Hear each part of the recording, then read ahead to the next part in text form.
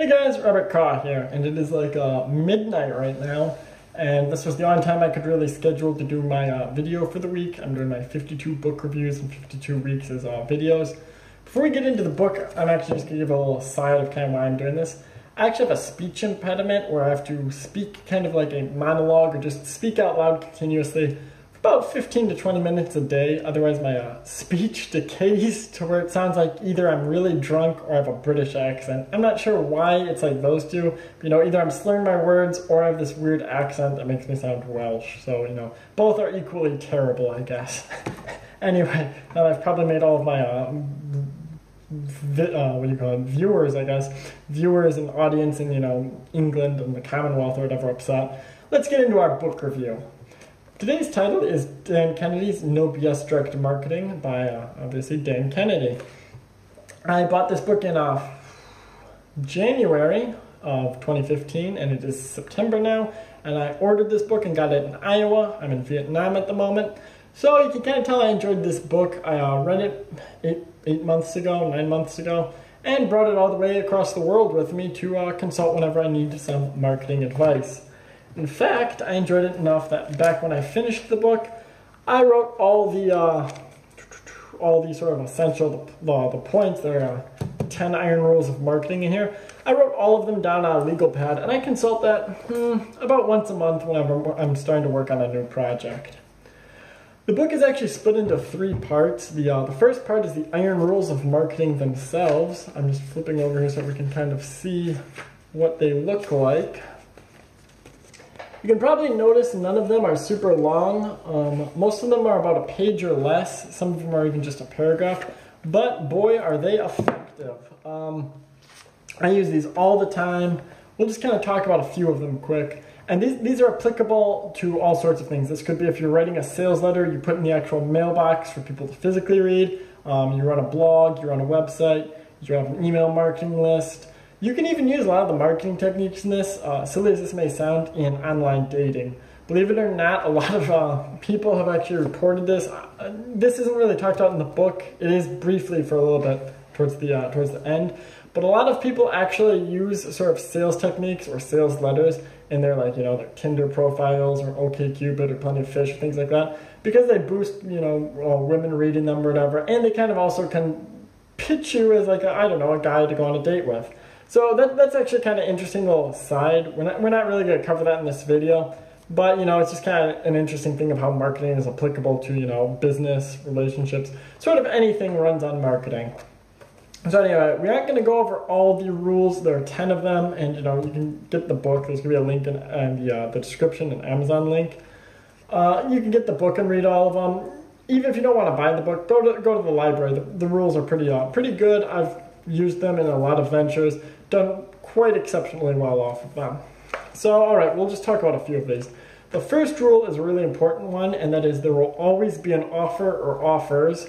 And this is something that, believe it or not, a lot of businesses, including multi-million-dollar businesses you'd see on like Forbes or Business Insider, Bloomberg Report or whatever, ignore. And that would be, and smaller businesses, then because they usually try and emulate what larger businesses do, just completely ignore this rule too. Essentially what this means is whatever you put out there, be it an ad or a blog post or an email, etc., should always have like an end goal, or it should always have a sort of specific purpose. A blog post you could do, how to build your own chessboard or whatever. Well, that's great and whatnot, but at the end you should then maybe have, click here to subscribe to the newsletter, maybe like an affiliate link. Here's, where to go buy wood for, drills or screws or whatever. Or you could just have some sort of other thing, like us on Facebook, follow us on Twitter. There should always be a point to something. This is something that I kind of talked about before. A lot of big businesses don't do this. And the only reason that they're successful with not doing this is because they have hundreds of millions of dollars to sort of cushion themselves and for their sort of ad budgets and ad campaigns. For example, Burger King, McDonald's, Taco Bell, all those places, run ads that literally the whole goal for their ad is just to make you go, oh yeah, that place exists, maybe I'll go there next time I'm hungry. Like, that is it. You know, if you see an ad for a new burger, it doesn't tell you, I'll kind of explain quick the difference between direct marketing and that type of advertising.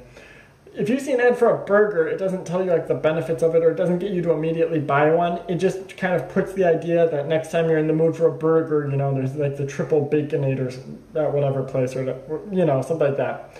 Direct marketing, on the other hand, if you were selling the same product, would give you like an actual, like, you know, 10 reasons why the Baconator is a great burger, you know, 10 reasons why you'll love the Baconator. And at the end, it would have what's called a call to action, would actually get you to order it or get you to do something, you know, maybe sign up for the restaurant's newsletter, something like that. And I already talked about this. The advertising budget is the big reason that most businesses, the big ones, you know, car companies, Hollywood movie studios, fast food chains, whatever, can all ignore that sort of thing. But for smaller businesses, you don't have that type of money. And you see this a lot, you know, if you listen to the local radio station or watch sort of local TV, you'll see ads where they pretty much serve no purpose whatsoever. They don't get you to buy anything. All they do is try and ape bigger companies. And if you instead used a sales letter or, you know, direct marketing techniques, you could actually make sales as opposed to just having, you know, raising brand awareness. You also see this a lot in blogs and websites where people do the thing where they'll just make content to have content. A lot of guys try and do the raising awareness, and this isn't even necessarily guys who are trying to do like niche stuff on Amazon. A friend of mine and I were talking about this where a company that sells a product, the guy didn't know how to do the website, so instead of actually having, you know, every post could have been 10 reasons, we'll just say that he sells computers, 10 reasons to buy, you know, XY computer, how to fix XY computer, you know, is your computer getting slow, and then at the end have, you know, check out XY computer. Instead, sorry, I may sound like a jerk here. Instead, he literally just padded his thing out with like family stuff, where every post was like, you know, my son Kevin hits spaghetti, so my wife tricked him into eating it, and now he won't talk to us, and stuff like that. So like, people go to this website, you know, they want to buy a computer, and instead they have to wade through all these like posts and stuff, which have nothing to do, you know, they're about Kevin and his spaghetti or whatever. So it's just kind of funny that a lot of businesses, even actual ones like that isn't like some guy in his basement making, you know, Amazon posts. It's a guy with a legitimate brick and mortar store. A lot of businesses like that even don't understand how to do marketing or how to make a sale. Another thing I want to talk about on here is the fact that apparently I'm going to get confused here. Anyway, the other thing on here is that there's always going to be tracking and measurement. And this goes back kind of to what we talked about already, but not really. When you sign up, I'm just going to use Amazon affiliates as an example, but there are more things that can do this. Even if you're selling your own product, you get like referral codes and stuff. And we're just going to talk about internet right now because this video is going to be 10 to 15 minutes, so, you know, they go into every type of business. If you have, you know, a blog or something like that, you put an Amazon affiliates link. When people click that link, you can then check your dashboard, and you'll see, you know, 20 people clicked this, 5 people bought it, here's the percentage that converted, you know, here's the dollar amount, here's, you can put up tracking codes, you can do different ones for different sites, you can make different tracking codes per post or per category, whatever, you can track and have quantifiable data to kind of extrapolate from and figure out which things are selling, which ones are not. In contrast, when we talked kind of before about the, you know, the restaurant puts out the ad for the hamburger, there's literally no way to tell if an ad that way failed or succeeded. You know, if you have the ad for the hamburger, there's no way to track that someone saw that ad. And a lot of the times people don't even realize when they see, you know, I think people see something like, there's a study out there. People see something like 2,700 to 3,000 ads per day. And most of them they don't even remember because their brain just tunes them out. So that sort of stuff, there's no quantifiable evidence. When you do direct marketing, there's always a way to trace back to what you sold and how you sold it. So you can tell, you know, this sales letter, this blog post, this email did well, this one and this one and this one did not. So we'll figure out what made the ones that do well and what made the ones that didn't. Then we'll just, you know, figure out what was wrong there so we can avoid that mistake in the future. We're going to leave the other 8 rules alone because already we're almost 10 minutes into this video and we've still got 2 more sections of this book to cover. The second section, and I found this to be pretty interesting, is where Dan Kennedy instead turns over the sort of marketing advice to people who have used his information and his different services and whatnot in their own businesses, succeeded, and then they kind of talk about what he was talking about, his 10 rules, how they implemented different aspects, why they're successful, and kind of what they learned from them. They go into a lot more detail of each rule, and plus some of their own stuff, their different insights. And the really cool thing here is basically every chapter goes into a different industry or business. You have your restaurant business, your retail, you even do stuff like chiropractors, doctors, lawyers, mortgage brokers, there's an online security guy. You get a lot of different stuff, pest control, taxes. So this isn't all, guys doing internet stuff. This is people with actual businesses. Some of them high-end, some of them like the pest control guy, more, lower ends up. The tax guy he basically targets low-income people. So you get a broad spectrum, from the mortgage guy I know had like a huge luxury, like a penthouse that he did all of his business out of, and people had to go directly, you had to like book appointments, drive there, go to like the top floor of his penthouse office suite thing, do business there, versus the pest control guy or some of the other guys, the restaurant guys, if it's pretty much what you'd expect for those places, not super glamorous. You can kind of see here, we've got a section here, this is retail business. We can flip around them. I can't really see here. Oh yeah, I marked this part because we're going to talk about that in a moment. You guys see here, here's like chiropractors. I think we've probably seen enough. We can maybe find another one. Oh yeah, this is the third section, so the resources. Anyway, you can kind of just see from that, we've got, different, each chapter is about 10 to 20 pages. Each one covers a different industry.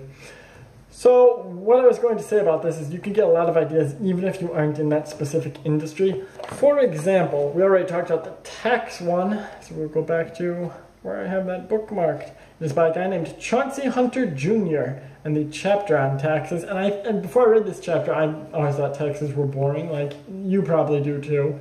But this was really interesting about how this guy made a business. Chauncey Hunter Jr.'s chapter is called Who Else Wants to Know How a Guy with No Tax Experience Took a Touring Tax Office doing $50,000 in sales with a couple of seasonal employees and built a $4 million a year tax business with 24 locations and 440 employees. This section is really fascinating because what he did, what Chauncey did, was he made a bunch of different ads and offers, sales letters, flyers, etc., that targeted people who were of lower income, needed their taxes done, wanted a tax refund, but literally procrastinated until the last day it was due.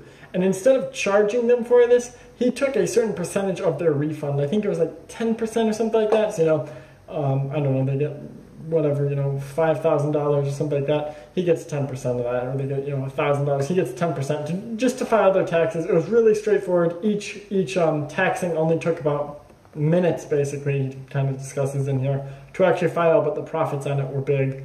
And why this was really interesting to me, he also goes into the psychology of it, and he also actually has his own ads and stuff in the back here. He has his own flyers and sales letters and stuff that he actually used, so you can look at how he did that. And he goes into the psychology of how this works. He even kind of shows you like his little, his cards and stuff like that he used for the marketing. So you get all the marketing material, you get all the background into this business, literally all the nuts and bolts, how-to to make this business. And you get that with every single one in here, but this one for me really resonated because when I read this book, it was January, school is on the downward slope then. Its final season comes up in April, May.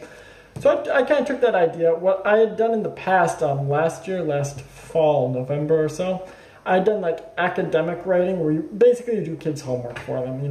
That's the bluntest way of putting it. I'd done it for like a company, and I decided to try it again for myself, basically using his business model, and it was really effective. What you can do basically is, a kid has something due Friday, but he then contacts you, Wednesday night at midnight, I've got something due in the next 24 hours, whatever. Can you help me with it? You charge about $10 per page. You can even do 20 in some cases. And I'm just going to give you the nuts and bolts for this business. This is just one of the things you'll learn. Well, the tax one's a little different, but I'm just telling you how to do the homework one. I wrote about this on a blog post, and I'll link to it at the bottom too. For the homework one, you can charge about $10 to $20 per page, and one standard page for a college essay is about 300 words per page. So, a 5-page essay is 1,500 words, and you're getting, what, $50, $100 for it. And for comparison of what the profit margin on that is versus say if you worked for Odesk or Upwork or Elance, on those sites for 1,500 words you would get $15. So the difference between writing some college kid's essay versus writing some internet blog guy's article or whatever is about $45 to $85 an increase for the academic stuff. And basically you end up, you can go on like Google Scholar or whatever and find the information. But the profits are really big. Each essay only takes maybe an hour or two to do. Sort of like the tax one didn't take very long to do. His were a lot shorter because he just had forms to fill out. He didn't, have to write 5 pages about George Washington or whatever. But same thing, sort of the same psychology, the same marketing stuff. I didn't obviously plagiarize what he did for his marketing material, but I did take some inspiration from it. One of the things he does in there is like you get a free. He made some T-shirts, and he also kind of talks about he did like costume jewelry one time. You got different free stuff. You can actually do that sort of with the same type of business, targeting people with the same mindset. I don't know, you get a $5 Starbucks gift card or free whatever. Hey, you get a Snickers bar if you order from us or whatever. Something like that. It's a little incentive, and believe it or not, a lot of the people who gravitate towards these types of industries really, really dig freebies like that, so it can really set you apart from the other people and increase your business. A $1 candy bar or, a little gift certificate or whatever is peanuts compared to the profit margin you're making. So we kind of talked about that. I'll also kind of just talk about this is another section, it's a section I bookmarked for you. Talks about sort of testimonials and gift baskets and stuff like that in a little more detail. I really enjoyed this section because it leads into the third section of the book, which is about doing something called touches. I'll put the book down so I don't keep flipping through it and I can make better eye contact with you.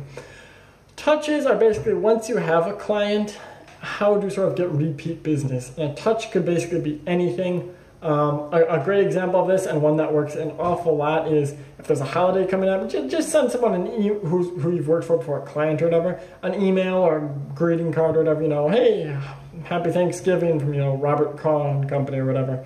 It's a really easy way to just kind of establish contact again. Or you could do, if you've ever bought something on eBay, sometimes you'll get into like the thing where you get subscribe to a newsletter, and it'll tell you about different deals and whatnot. That's called a touch. Basically, they know you've bought something before, and statistically, people who have bought something from you once are more likely to buy something from you again and again and again. So, you make one sale, you can make, I don't know, 5, 10, 100 more. You basically, instead of getting, someone to buy a $10 product, you turn them into a lifetime customer where they might buy, one $10 product every month or one $10 product a year. Or, you have some new thing that comes out that's $100, they'll buy that. The touches kind of keep them in there then, so they become a lifetime customer, and they'll come back to you more and more for different things. And so I really enjoyed that section. Overall, because we're running a little late in this, I hate to rush to the conclusion, but I guess we're going to have to. Really enjoyed this book. You probably will too, especially if you're into sort of more of a service industry type thing, article writing.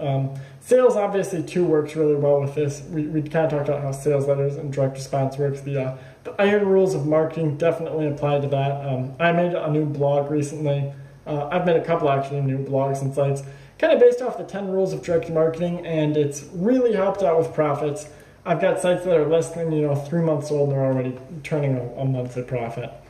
Overall, no BS direct marketing, really enjoyed it. You will too. Even if you're experienced with marketing, you can get some new insights into different businesses or different techniques. I think everyone in here averages several $1 million a year in sales. So, you can learn something from everyone. $4 million. There's another guy in here, I think it's like 10 million or something. Oh yeah, like I talked about, there's also low end and high end. So you get a broad range of opinions, broad range of tactics, just a very diverse sort of marketing buffet of just different information ideas.